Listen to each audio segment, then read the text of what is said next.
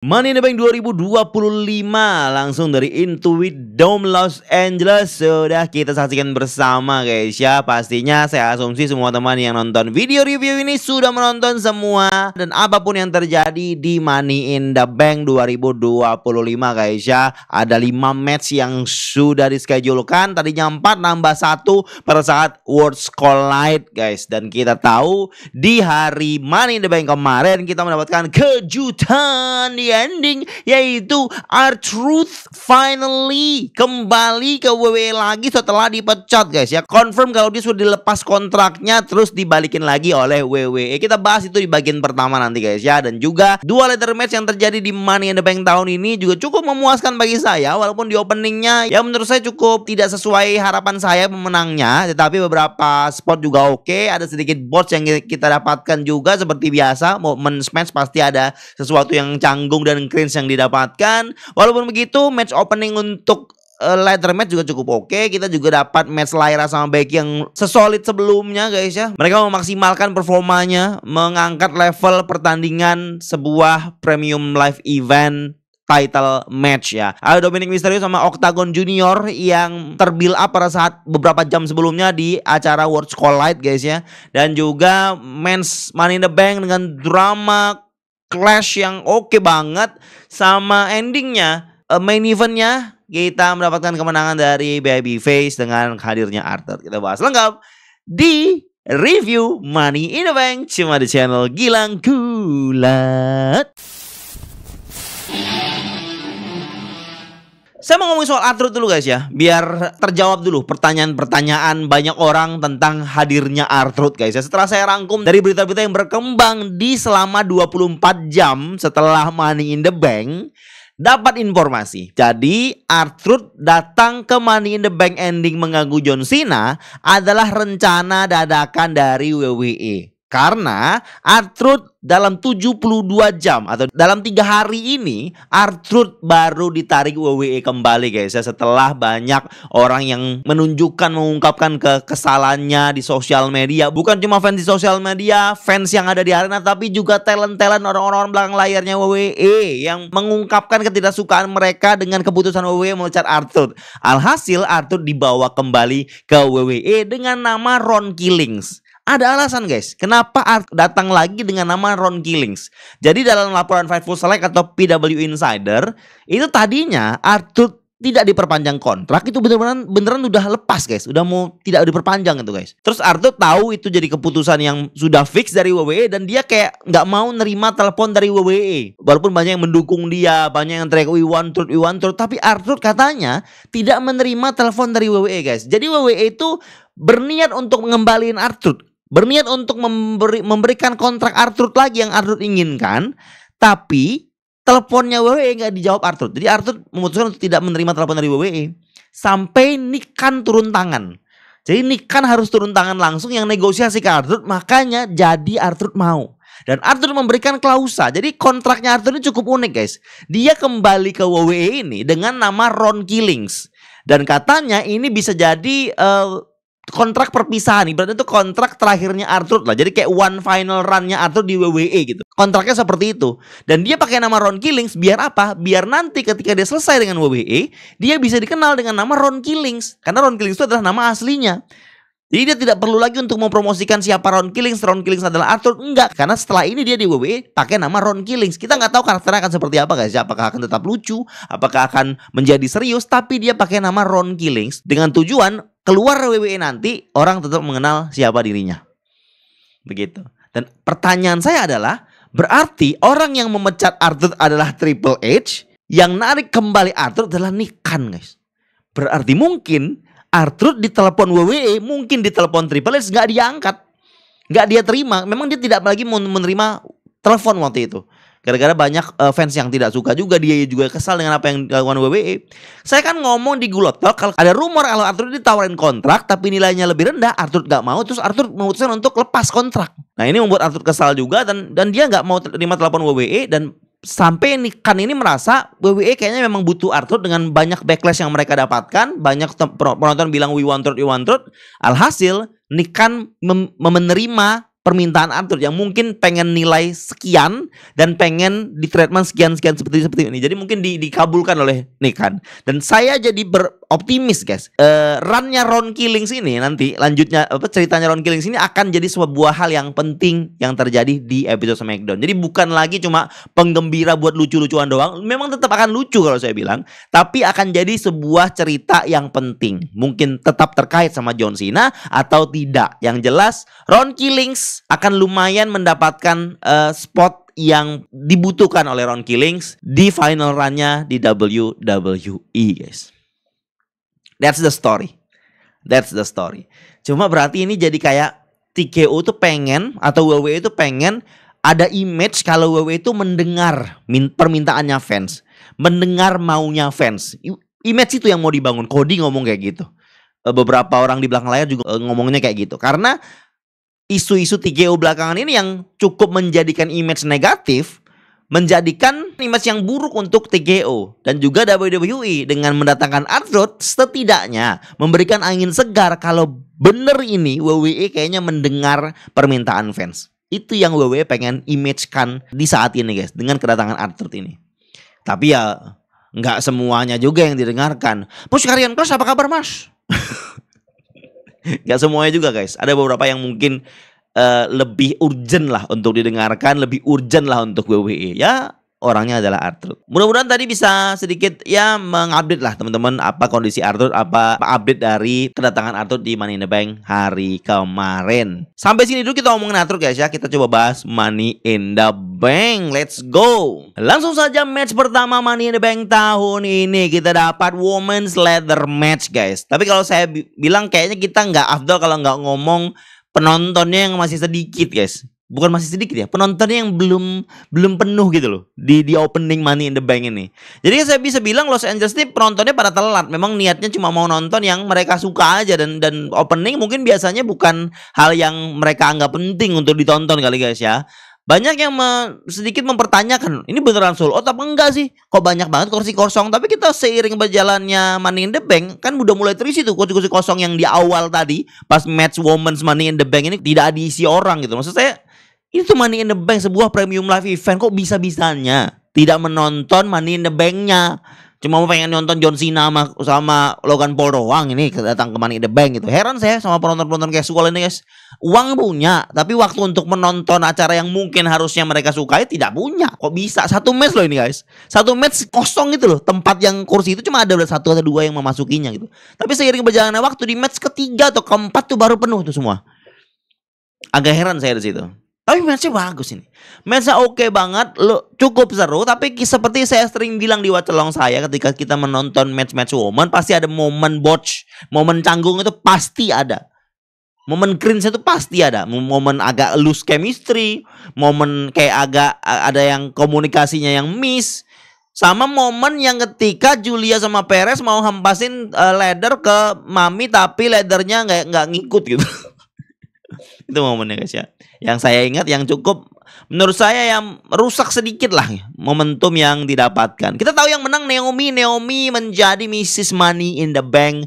Yang saya tidak duga, tidak bisa prediksi guys. Di prediksi saya bilang kalau Money in the Bank ini Naomi sama sekali tidak punya kans. Dengan cerita yang berkembang saat ini guys ya, dengan kesengitan dia dengan Jade Cargill, kesengitan dia dengan Bianca, kayak nggak mungkin gitu loh. Urusannya Naomi ke title picture itu kayak nggak akan bisa dia gapai. Dan menangkan Money in the Bank juga agak tidak mungkin. Tetapi lagi-lagi bukan prediksi namanya kalau tidak ada kans kesalahan. Dan saya salah besar. Ternyata Naomi lah pemenangnya. Kita tahu di sini Stephanie Vaquer sudah match 2 kali dalam 24 jam. Dan ini match ketiga kalinya dalam 24 jam. Kita tahu beberapa spot dia dapat sedikit exposure. Tapi di beberapa poin yang cukup banyak dia itu kayak menghilang gitu. Mungkin karena memang seperti yang kita duga sebelumnya, Stephanie Vaquer tidak diberikan banyak spot di sini guys ya, karena dia udah match yang ketiga di dalam 24 jam di SmackDown, di Worlds Collide. Kok bisa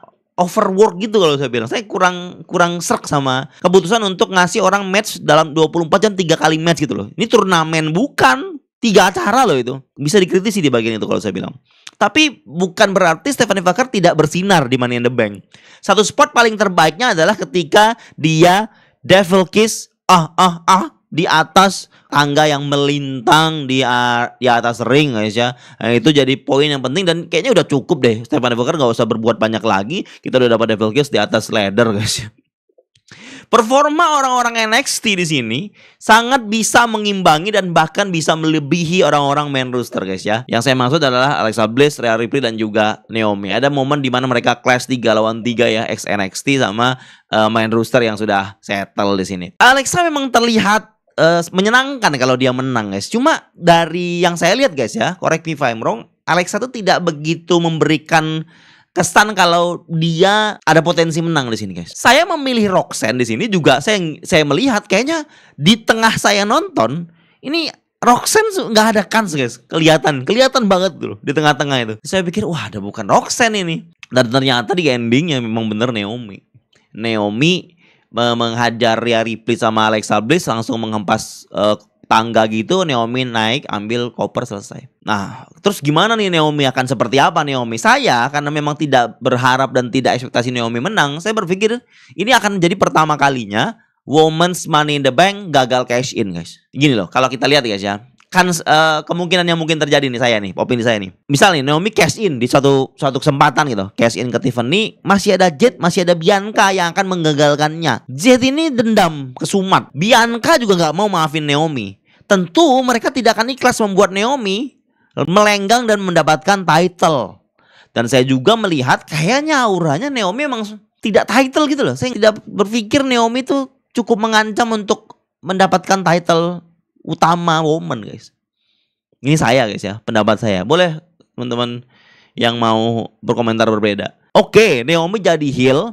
Memang ada perkembangan dan lumayan mendapatkan respon yang baik dari fans. Dengan dia berusaha untuk memberikan karakternya, mengeluarkan karakter di sosmed yang cukup kocak juga kalau saya bilang. Dan juga cukup menekankan posisinya dan memberikan respon yang diinginkan oleh Naomi. Tetapi saya pribadi tetap merasa heel-nya Naomi ada kerasa cringe-nya itu tetap ada ketika di ring, ketika di episode SmackDown.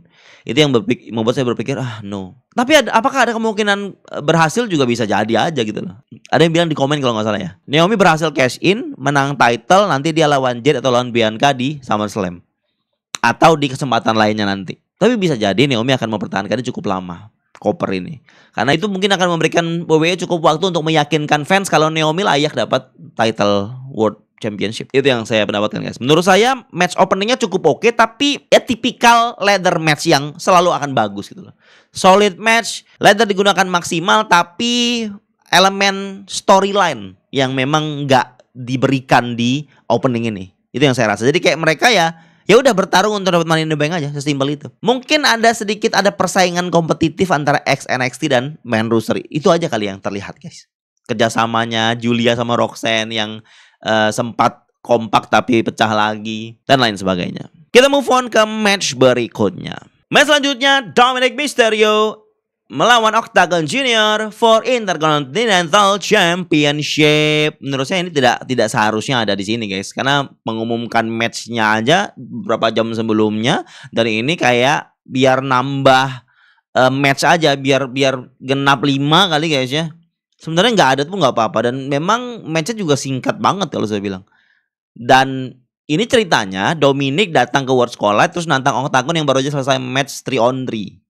Dan ini membuat Dominic menantang Octagon Junior untuk Intercontinental Championship. Dan ini juga bagian dari WWE mempromosikan AAA setelah Worlds Collide yang cukup memuaskan bagi banyak fans. Orang menggemari Mr. Iguana gara-gara Worlds Collide sebelumnya. Saya sudah expect matchnya akan singkat, dan saya juga merasa matchnya filler aja, walaupun tetap bagus performanya Dominic dan juga Octagon Junior. Tidak kita bisa ragukan lagi guys ya performa luchador atau lucha libre style mereka. Cuma memang tidak penting aja dan tidak seharusnya ada di Money in the Bank. Ya bagian dari promosi aja saya anggap guys ya, dan dimenangkan oleh Dominic, retain the title. There's nothing to talk about, jadi kita lanjut aja.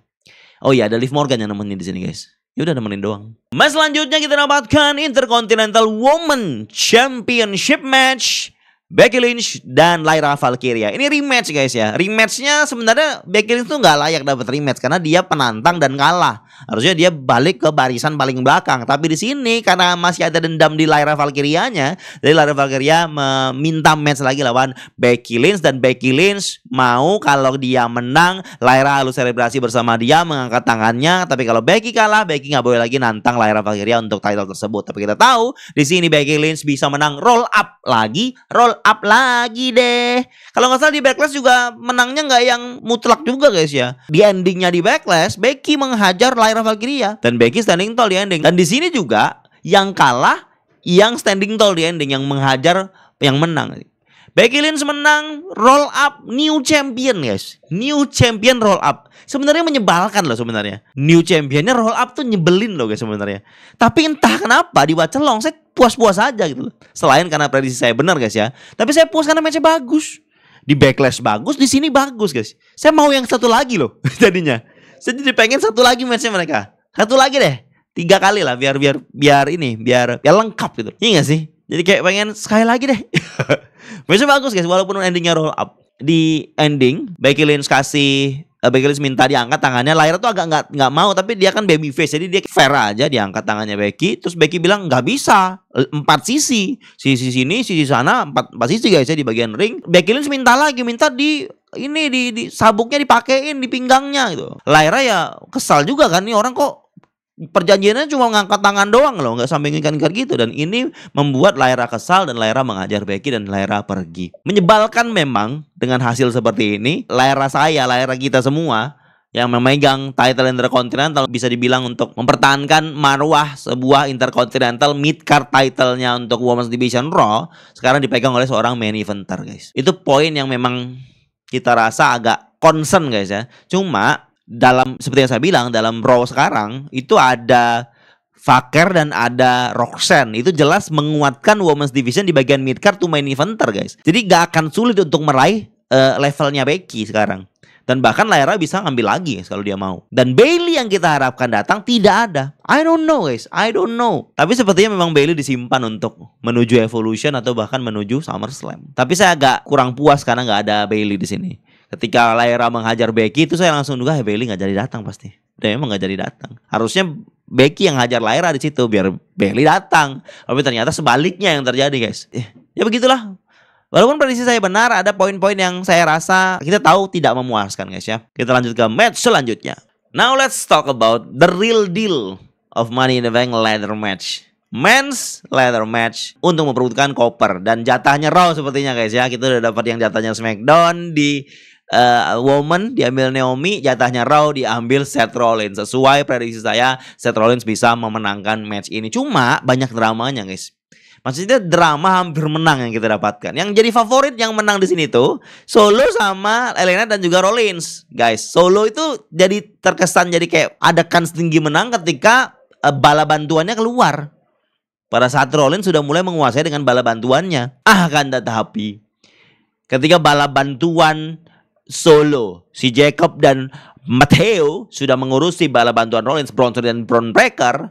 Solo udah mau naik, udah yakin banget mau menang. Tiba-tiba Jacob Fatu yang merasa diejek, dibodoh-bodohi kemarin di SmackDown langsung menunjukkan kepada Solo kalau dia tidak bodoh dan dia menggagalkan Solo, dia hantam Solo, dia moonsault Solo dan berakhirlah kan Solo untuk mendapatkan Money in the Bank guys ya. Dan ini membuat Elena naik. Saya kira Elena yang akan menang. Tidak juga. Elena di curbstone dan akhirnya Rollins lah yang mendapatkan koper tersebut. He is really 2-time Mr. Money in the Bank guys. Saya expect Rollins menang, tapi saya nggak expect ada drama sebesar itu di ending guys. Happy saya melihatnya. Jacob Fatu akhirnya meledak emosinya di Money in the Bank tahun ini guys. Nggak nunggu menuju SummerSlam atau di Night of Champions. Tidak mau di episode SmackDown, harus di Money in the Bank. Bila ada momen besar di match ladder match ini. Jelas collision antara grupnya Rollins dan grupnya Solo itu mengangkat signifikan kualitas drama yang disajikan di ladder match men's ini. Yang saya rasakan performa Elena memang sangat-sangat kuat auranya di Los Angeles ini sangat didukung oleh semua fans guys. Makanya saya sempat berpikir kayaknya LA Knight bisa menang nih. Banyak juga yang mendukung LA Knight di chat itu. Tapi tetap tidak guys. LA Knight sudah tidak jadi andalannya Triple H. LA Knight sudah diturunkan derajatnya oleh Triple H guys ya. Sejak dia terlibat di US title match, drama sama Solo gitu loh. Untuk dia mengincar bagian world title atau bahkan memegang koper aja sudah tidak jadi pertimbangan lagi oleh WWE sekarang. Walaupun 3 kali berturut-turut loh ini LA Knight masuk ke ladder match. Tapi tetap aja bukan jadi pilihan utama walaupun ini Los Angeles guys. Maksud saya kalau misalnya LA Knight menang tuh mau mengincar world title-nya siapa gitu loh. Belum ada levelnya LA Knight tuh ke situ. Dan juga sudah ada Naomi yang menang untuk SmackDown. LA Knight ya nggak mungkin lagi menang untuk SmackDown. Bukan nggak mungkin ya. Jadi kansnya itu kecil lah gitu. Tapi memang waktu nonton saya berpikir wah LA Knight bisa menang ini guys. Ternyata tetap Rollins pilihannya. Karena dalam segi cerita Rollins tuh butuh ini. Butuh dia tuh koper, gimmick dia lah untuk setahun mungkin atau langsung bisa di cash in dan dia bisa menang world title di situ. Rollins itu butuh sebuah kayak semacam piala kebanggaan dia untuk menekankan leadershipnya dia. Sama kayak pemimpin-pemimpin faction, kalau dia tidak punya sebuah hal yang dia banggakan, tentu auranya tidak akan sebesar yang diharapkan.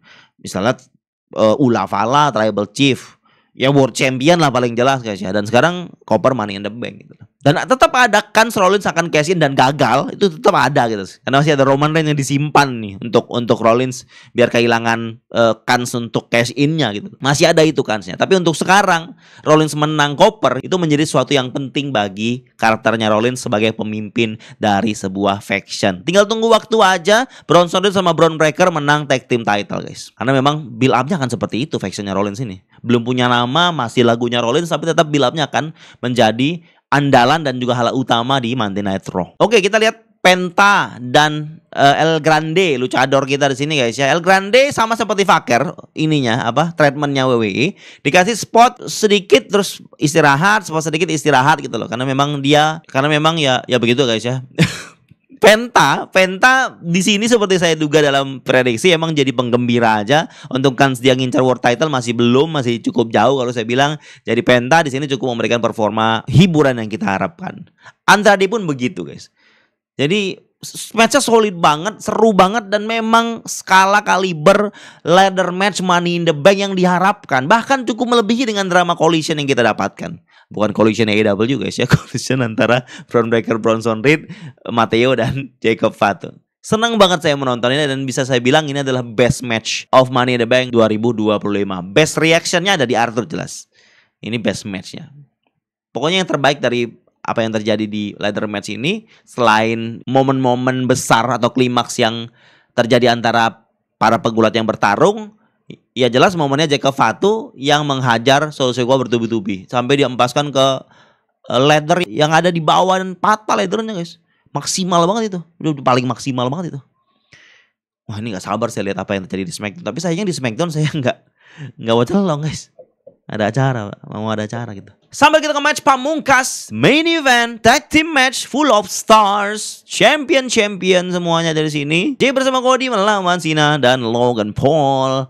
Matchnya di awal emang cukup biasa, sebuah tag team cuma ya memang menang aura bintang aja match ini guys ya. Kenapa di main event dan ada di premium live event. Saya lumayan enjoy di bagian endingnya. Saya suka banget performanya Logan Paul guys ya. Logan Paul itu tidak perlu kita lakukan lagi. Kenapa dia ada di spot tertinggi kayak gini ya, karena memang dedikasinya untuk melakukan gerakan-gerakan high risk maneuver. Dia salto moonsault dari atas ke meja komentator menghantam Jey Uso. Gak banyak yang bisa melakukan itu dan berani melakukan itu guys. Logan Paul bisa. Dan dia cuma YouTuber loh guys. Dan ada yang meragukan kemampuan Logan Paul di sini. Hey, lihat apa yang dia bisa lakukan dibandingkan pegulat-pegulat lain. Tapi tetap aja pasti akan ada yang mendebat. Tapi kan mungkin Logan Paul diizinkan, tapi pegulat lain kan nggak diizinkan dapat spot dan bisa melakukan itu bang. I don't know guys. Tapi apa yang saya lihat, saya cukup puas dengan seperti apa performa Logan Paul di sini. Ada momen berantemnya Logan Paul sama Cena guys. Itu juga jadi bagian yang menarik di sini. Soalnya ini memberitakan kita kalau Logan Paul sama Cena nggak akan bisa menang kalau chemistry-nya nggak jelas kayak begini, chemistry-nya nggak ada atau nggak kompak begini. Sedangkan Cody sama Jay sangat-sangat kompak berdua. Nggak sengaja sempat Logan Paul menghantam Cena. Nah itu jadi biang kekalahan sebenarnya. Harusnya. Tapi ternyata biang kekalahannya Cena dan juga Logan Paul adalah rencana Cena yang menghempas Cody pakai title dan mau kunci, tapi ada R-Truth yang menggagalkannya. Pas reaction saya lihat siapa kulit hitam ini, nggak ada dalam pikiran saya Travis Scott guys, nggak ada guys. Gak tahu ya kenapa sih? Karena gak berpikir Travis Scott akan datang sama sekali loh. Jadi mungkin ada yang berpikir Travis Scott juga gak? Komen di bawah. Pas ada kulit hitam datang gitu. Saya lihat kakinya tuh hitam gitu. Lah ini kulit hitam berarti orangnya. Siapa ini? Apa urusannya sama cerita ini gitu. Saya yakin ada yang berpikir itu Travis Scott. Pas dibuka Arthur, gila apa ya? WWE sudah gila itu. Hebat banget. Arthur dikasih support di sini. Entah dia akan terlibat sama John Cena lagi atau enggak, tapi hebat banget WWE guys. Ngasih kita momen kejutan luar biasa. Sempat di Watch Along saya kira saya tuh di prank, kita semua di prank oleh Dirt Sheet, oleh PW Insider Fightful Select dan bahkan TNA yang mengontrak. Kita kira kita di prank, ternyata kita tidak di prank. WWE bener melepas Arthur dan Arthur bener udah mau keluar. Udah nggak mau lagi dihubungin WWE, sudah saya jelasin di awal tadi. Tapi yang saya agak kesel guys ya dengan Triple H. Di press conference dia bilang gini. Terus Arthur kayak gimana dia nanya soal Arthur. Triple H bilang gini. Ini semua part of the show. You enjoy the show. Maksudnya kita kan akan tahu kenyataannya apa. Kenapa harus bohong sih Triple H? Menganggap kita semua itu di prank dan itu bagian dari show. Padahal saat beberapa jam setelahnya update dari PW Insider yang lebih kita percaya untuk cerita belakang layar dan juga Fightful Select bilang kalau memang kontraknya habis. Kontraknya udah mau tidak perpanjang. Nikan turun tangan. Dalam waktu 3 hari kontraknya masuk lagi ke WWE dengan berbagai syarat yang diminta Arthur dan dikabulkan oleh Nikan. Tapi Triple H bilang it's part of the show. Why? Ini bagian yang saya bilang kayak bagian sombongnya Triple H dan yang mengesalkan bagi saya kayak sebagai fans. Kayak Triple H merasa kayak ini cerita udah direncanakan semuanya, padahal tidak. Seperti saya bilang di awal, Triple H yang mecat, Nikan yang balikin Arthur. Oke, yang mecat bukan Triple H sepenuhnya. TKO yang minta obesiensi budget, kan yang ngobrol putuskan Triple H untuk memecat Arthur, untuk tidak memperpanjang Arthur ya, bukan memecat sih, salah sorry. Untuk tidak memperpanjang kontrak Arthur dan menawarkannya kontrak baru dengan nilai yang lebih rendah. Oke, itu yang jelasnya guys ya. Berarti sebenarnya WWE itu punya power untuk mendatangkan pegulat yang mereka sudah pecat atau mereka sudah lepas kontrak. Ada power itu dari WWE guys. Cuma yang jadi standar itu bisa terjadi adalah pertama, seberapa kenceng backlashnya dari fans dan juga suara dari fans berteriak. Yang kedua, seberapa impactful orangnya kalau didatangkan kembali ke WWE. Dan itu digambarkan oleh Arthur. Kita tidak bisa meminta hal yang sama untuk Karrion Kross. Kita tidak bisa meminta hal yang sama untuk dipecatnya Braun Strowman karena suaranya tidak sebesar itu. Tentu mendatangkan kembali Arthur, mereka akan berpikir dari segi pertama, image. Kedua, keuntungan jelas bisnisnya. Mungkin fans nomor 3 guys ya. Tapi image yang dikeluarkan TKO dan juga Cody nyebutin pas post show adalah image kalau WWE mendengar maunya fans. Bahkan digambarkan ada yang bikin meme itu 2024 we want Cody, 2025 we want truth. And it happened. Komen di bawah guys. Apakah benar ini WWE mendengarkan fansnya atau WWE hanya melakukannya karena untuk menjaga image dari WWE itu sendiri? Komen di bawah guys ya. But Money in the Bank is a fantastic premium live event. A great show. Saya puas melihatnya dan sekali lagi match favorit saya terbaik di Money in the Bank, ladder match yang men. Terima kasih buat teman-temanku yang masih setia, yang masih support channel ini. Jangan lupa di like dan komen yang banyak guys ya. Terima kasih. Gracias.